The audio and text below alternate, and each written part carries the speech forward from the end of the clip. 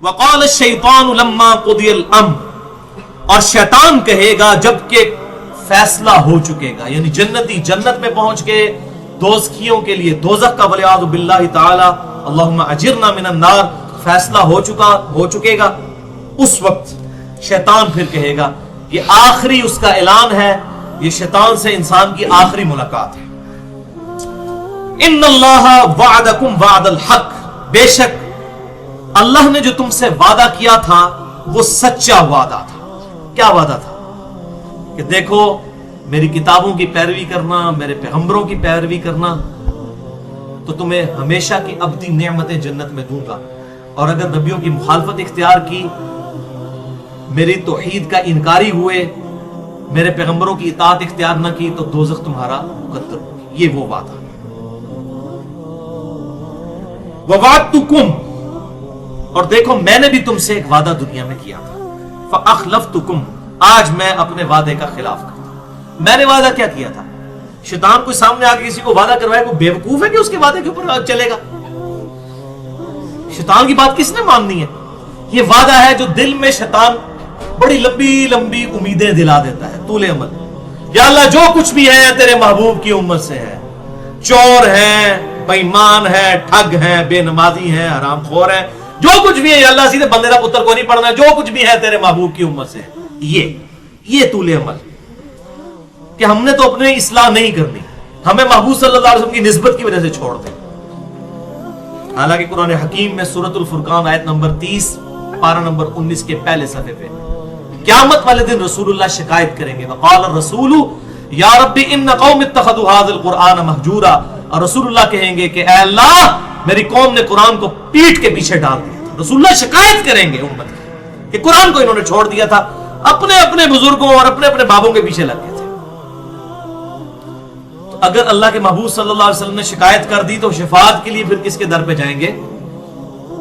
تو یہ تو ہمیں سب نے بتایا شفاعت ہوگی، شکایت بھی ہوگی، یہ بڑا سینسٹیو معاملہ ہے۔ یہ چیز کہ کچھ بھی ہے تیرے محبوب کی امت سے ہے، یہ ابو بکر، عمر، عثمان و علی رضی اللہ عنہم اجمعین کو نہیں پتا تھا؟ ان کو تو ایک مجلس میں جنت کی بشارت بھی ملی ہوئی تھی، تو کیا ان کا ایٹیچیوڈ بدل گیا تھا؟ تو یہ جو شیطان اس طرح کی امیدیں دلاتا ہے نا، اللہ تعالیٰ بڑا غفور رحیم ہے، معاف فرمانے والا ہے، اور غلط رحمت کی امید دلائی جاتی ہے اس کی نافرمانی کی بنیاد کے اوپر، یہ بالکل الگ چیز ہے۔ وہ رحمت بخاری اور مسلم کی متفق علیہ حدیث ہے، کوئی شخص محض اپنے اعمال کی بنیاد پر جنت میں داخل نہیں ہو سکے گا۔ ایک صحابی نے عرض کیا اللہ کے محبوب کیا آپ بھی؟ صلی اللہ علیہ وسلم بڑی جرأت کی، آپ نے فرمایا ہاں میں بھی، جب تک میرے رب کی رحمت مجھے ڈھانپ نہ لے میں بھی محض اپنے اعمال کی بنیاد پر جنت میں داخل نہیں ہو سکتا۔ تو رحمت کی تو سب کو ضرورت ہے، چاہے کوئی نیک ہے یا برا ہے۔ رحمت کا اس کے ساتھ کوئی تعلق ہی نہیں ہے کہ انسان اللہ تعالیٰ کا باغی ہو جائے، کیونکہ انسان جتنا بھی نیک ہو وہ اس کی عبادت کا حق تو نہیں ادا کر سکتا، کمزوریاں کچھ نہ کچھ تو رہ جاتی ہیں، چھوٹی موٹی غلطیاں انسان سے ہو جاتی ہیں، بحیثیت انسان اپنی پوری کوشش کرتے ہیں، پھر جو غلطیوں کی کمپنسیشن اللہ کی رحمت اور اس کے محبوب صلی اللہ علیہ وسلم کی شفاعت سے ہو جائے گی انشاءاللہ۔ تو شیطان کہے گا فَأَخْلَفْتُكُمْ، تو آج میں اس کی مخالفت کرتا ہوں، وَمَا كَانَ لِي عَلَيْكُمْ مِنْ سُلْطَانٍ، اور دیکھو میرے لیے تمہارے خلاف کوئی دنیا میں زور نہیں تھا، مجھے کوئی اختیار نہیں تھا کہ تم پر سلطان کوئی زور رکھتا، إِلَّا أَن دَعُوتُكُمْ، سوائے اس کے کہ میں نے تمہیں دعوت دی تھی، میرا کوئی ٹینجیبل زور نہیں تھا کہ میں تمہیں حق کے راستے سے روک لیتا فزیکلی سامنے آ کر۔ ہمارے آباء و اجداد میں کبھی کوئی واقعہ رپورٹ نہیں ہوا کہ کوئی شخص اپنی مرضی سے مسجد کی طرف نماز پڑھنے کے لیے جا رہا ہو اور شیطان مسجد کے دروازے کے باہر کھڑا ہو گیا کہ میں تمہیں آج مسجد نہیں بڑھن دینا، کبھی نہیں ایسا ہوا، اور نہ ایسا کبھی ہوگا کہ اذان ہو تو آپ کے پاؤں خود بخود مسجد کی طرف چل پڑے، یہ بھی نہیں۔ دنیا میں اللہ نے کھلی چھٹی دی ہے، چاہے اس طرف جاؤ چاہے اس طرف جاؤ، لیکن آخرت میں پکڑ ہو جائے گی۔ تو شیطان کہے گا وَمَا كَانَ لِي عَلَيْكُمْ مِنْ سُلْطَانٍ، دیکھو میرے پاس کوئی زور نہیں تھا کہ میں تم پر کوئی زور رکھتا، مگر یہ کہ میں نے صرف تمہیں دعوت دی تھی، اور دعوت تو مؤذن بھی دے رہا تھا، حی علی الصلاح حی علی الفلاح۔ دعوت تو کتنے لوگ دنیا میں کہہ رہے تھے کہ قرآن کی طرف آ جاؤ، ان کو چھوڑ دو، اپنی ریتوں کو چھوڑ کر اللہ کے محبوب صلی اللہ علیہ وسلم کے مبارک قدموں تک پہنچ جاؤ۔ تو دعوت تو پیغمبروں کے ماننے والے بھی دے رہے تھے، شیطان بھی دے رہا تھا. فاستجبتم لی، پس تم نے میری دعوت قبول کر لی. بس یہ فرق تھا، کوئی ٹینجیبل زور نہیں تھا. دعوت دی تم نے قبول کر لی، پیغمبروں کی نہیں مانی، ان کی طرف بلانے والوں کی نہیں مانی. فلا تلومونی ولوموا انفسکم، تو آج مت ملامت کرو مجھے، ملامت کرو اپنی جانوں. شیطان بالکل بری ہو جائے گا. آج اپنی جان نو رو، جب پنجابی کہتے ہیں نا ہن اپنی جان نو رو، منو نہ رو، ملامت کر اپنی جان کو. آج مجھے مت ملامت کر. ما انا بمصرخکم، نہ میں آج تیری کوئی فریاد سن سکتا ہوں. وما انتم بمصرخی، نہ تم لوگ اے دوستیوں میری فریاد کو پہنچ سکتے.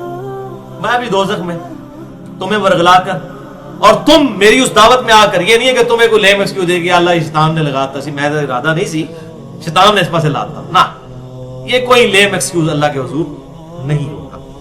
انی کفرت بما اشرکتمونی من قبل، بے شک میں کفر کرتا ہوں، انکار کرتا ہوں اس چیز کا جو آج سے پہلے تم مجھے اللہ کے مقابلے پر ٹھہرایا کرتے تھے. ان الظالمین لهم عذاب علیم، بے شک ظالموں کے لیے دردناک عذاب ہے. والعیاذ باللہ تعالی. یہ شیطان کا ویسے بہانہ ہی ہوتا ہے. میں نے ایک پورا ڈیٹیل لیکچر دیا ہے شیطان کے حوالے سے 2 گھنٹے کا، مسئلہ نمبر 79. اللہ، انسان اور شیطان، یہ ٹرائنگل ہی بنتی ہے نا، اللہ، انسان اور شیطان. مسئلہ نمبر 79، اس میں کراس ریفرنس کے طور پر قصہ آدم اور ابلیس کے بارے میں جتنی آیات، شیطان کی جتنی چالیں ہیں قرآن حکیم سے، وہ میں نے کراس ریفرنس کے طور پر آیات اور حدیث پیش کی ہیں. اس میں بھی میں نے ایک جملہ بولا تھا، بھائیو یہ صرف ہمارا بہانہ ہوتا ہے. مجھے آپ ذرا بتائیے، اگر گورنمنٹ آف پاکستان یہ اناؤنسمنٹ کرے کہ کل جو شخص فجر کی نماز مسجد میں جماعت کے ساتھ پہلی صف میں ادا کرے گا اسے 10,000 روپیہ دیا جائے گا، دوسری صف والے کو 5,000 روپیہ، تیسری صف والے کو 3,000 روپیہ. تو میں کہتا ہوں دنیا کے سارے شیطان مل کرنا، انسانوں میں جو سب سے بڑا شیطان ہے اس کو بھی فجر کی نماز پڑھنے سے نہیں روک سکے گی، کیونکہ دنیا نقد ہے، آخرت ادھار ہے. آپ دیکھ لیں رات کو نیند ہی نہیں پڑے گی. ایسے ایسے لوگ جن کو صبح آنکھ ہی نہیں کھلتی، لیکن ان کو جب ہمارے آفیسز میں لوگوں کے جب انٹرنیشنل ٹورز ہوتے ہیں نا تو وہ اکثر کو 3-4 بجے فلائٹ ہوتی ہے، وہ پہنچتے ہیں جناب، کوئی پرابلم ہی نہیں ہوتی. یہ پرابلم جو ہے تو یہ اس لیے آتے ہیں کہ ہم سیریس نہیں ہیں اللہ کے لیے. اگر سیریس ہو تو کوئی پرابلم ہی نہ آئے. یہ ہم نے اپنے آپ کو خود دھوکہ دیا ہوا ہوتا ہے، شیطان نے کروا دیا، وہ مجبوری ہے جی، یہ بھی تو کرنا تھا، یہ بھی کرنا تھا، وہ بھی کرنا تھا، بس بچیوں کے ہاتھ پیلے ہو جائیں پھر میں مسجد میں ہی بیٹھا رہوں گا. پھر ظاہر ہے کہا ویسے تو ہم ٹوڈا مار کے کٹ دینا ہے، مسجد جی بہنا ہے ویلے ہو کے. لن تنالوا البر حتى تنفقوا مما تحبون، تم کبھی بھی نیکی کے اعلیٰ ترین حصے کو پا ہی نہیں سکتے جب تک کہ اپنی پسندیدہ چیز اپنے رب کے حضور پیش نہ کرو. تو سب سے پسندیدہ چیز انسان کی جوانی ہے. بڑھاپے میں جا کر کے تو شیر بھی شکار کرنا چھوڑ دیتا ہے. تو یہ شیطان کہے گا کہ میں آج انکار کرتا ہوں، تو اللہ تعالیٰ فرما رہا ہے ان الظالمین لهم عذاب علیم، بے شک ظالموں کے لیے دردناک عذاب ہے. وادخل الذین آمنوا وعملوا الصالحات جنات تجری من تحتها الانہار، اور داخل کر دیا جائے گا. یہ سائملٹینیس کنٹراسٹ آیا، دوستیوں کا ذکر ہے، اب جنتیوں کا بھی. ایمان والوں کو وعملوا الصالحات، جنہوں نے نیک عمل بھی کیے، صرف دودھ پینے والے مجنو نہیں بلکہ نیک عمال کرنے والے. جنات تجری من تحتها الانہار، ان باغات میں جن کے نیچے نہریں بہتی ہوں گی. خالدین فیہا، جس میں رہیں گے ہمیشہ ہمیش. بِإِذْنِ ربہم، اپنے رب کے اذن سے.